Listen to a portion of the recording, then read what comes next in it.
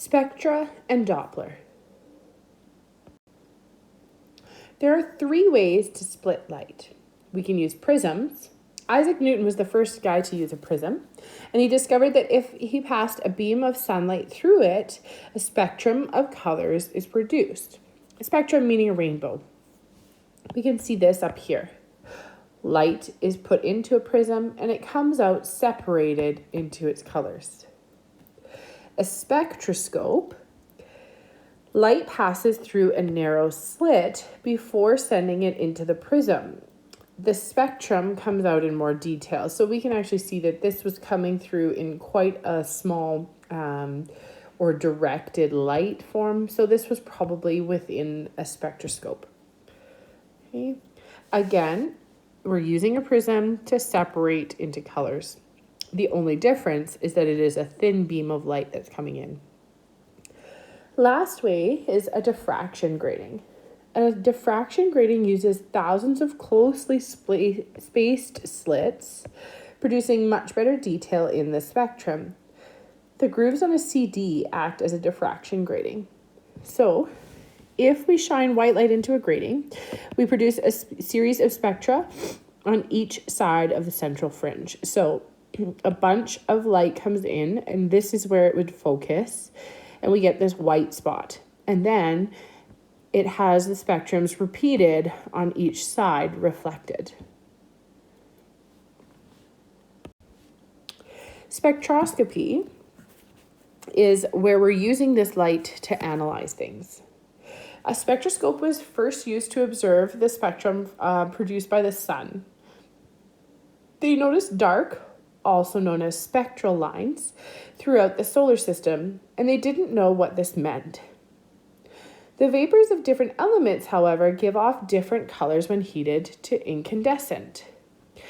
So they heated enough to glow, and they will produce different signatures when their light is observed through a spectroscope. So for instance, if we heat a piece of sodium to glowing and look at the light that is put out by sodium through a prism, we would notice these spectral lines. Okay, so sodium's colors are made out of mostly yellow and maybe a little bit of this green. We can identify elements based on the spectra or these patterns that they produce. Anything that contains sodium, when heated, will give off some sort of spectra that includes these lines. Spectroscopy is the study of these spectra. By attaching spectroscopes to the telescope, astronomers were able to observe a star's spectra.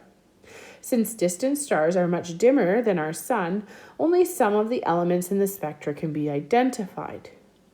Those that cannot be identified remain as inferences based on what astronomers know about certain types of stars. So an inference is like their best guess. There are three types of spectra. There's a continuous spectra, an absorption or a dark line spectra, where we actually see these dark lines form, or an emission spectrum, which looks very similar, but instead of all the color, we only get the color where we had these dark lines. A continuous spectra is produced from a gas that's at high pressure or heated solid. All colors are produced. An absorption or dark line spectra is produced by light from hot solid that passes through a sample of cool gas. The spectrum now has specific wavelengths or lines missing. The emission or bright line spectra is produced by an excited gas or a gas at a low pressure.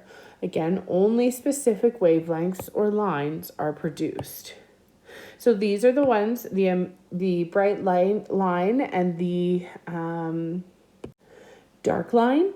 These are the ones that would be specific to stars and elements. So astronomers look at the spectra of distant stars to determine what the star is actually made of. Spectral lines are like a fingerprint made up of light. Again, stars have dark bands in distinct sequences and different thicknesses on the spectra. Each element or compound, again, has a unique set of spectral lines. By analyzing the spectrum of a star, we can determine what it's made of, what gases are surrounding that star, which direction a star is moving, whether it's moving towards us or away from us, and we can calculate how fast that star is moving. Take a look at this video here, and it talks about reading spectra.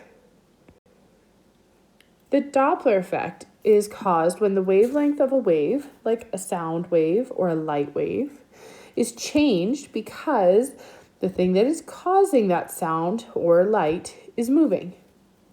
A change in the wavelength because they are stretched or squeezed. So we get a change in the pitch of sound or the color of waves. We can kind of see it here. If we are standing in front of an ambulance coming towards us, we hear a higher frequency or a higher pitched noise because the sound waves that the ambulance are giving off are being compressed as they drive into it, if you will. If you're standing behind an ambulance, the frequency is a little bit lower. This is because the ambulance is creating its sound waves and then moving away from them, so the spaces are larger between them. You can hear this. As an ambulance approaches you, its pitch is a lot higher. As it moves past and away from you, its pitch becomes a lot lower. So we talk about Doppler effect lots with sound, but it can also be used with the color of light waves. So, if a star is approaching you, its light wavelengths become compressed, and the light waves appear to shift towards the blue end, or the shorter wavelengths. This is called a blue shift. So, if we see this is our regular spectrum of an unmoving star. If it is blue shifted, it moves towards the blue end of the spectrum, or the shorter wavelengths, and it is like compressed or just moved ever so slightly off, okay? If the star is moving away from you, the opposite phenomenon happens. The wavelengths become extended and the light waves appear to shift towards the blue end or the longer wavelength end of the spectrum. This is called a red shift. So we can see from our unshifted, we've moved towards the red. This means that this star is moving away from us. Scientists can use these shifts to determine the motion of the stars relative to Earth and the speed of the stars relative to Earth. Again, another good video about the Doppler effect. The amount of shift indicates the speed at which the star is approaching or moving away. So a bigger shift would be a larger speed. We know that more stars show a red shift than a blue shift, meaning that our universe is still expanding because things are moving away. There's some practice in the learning guide and some extra practice in your textbook.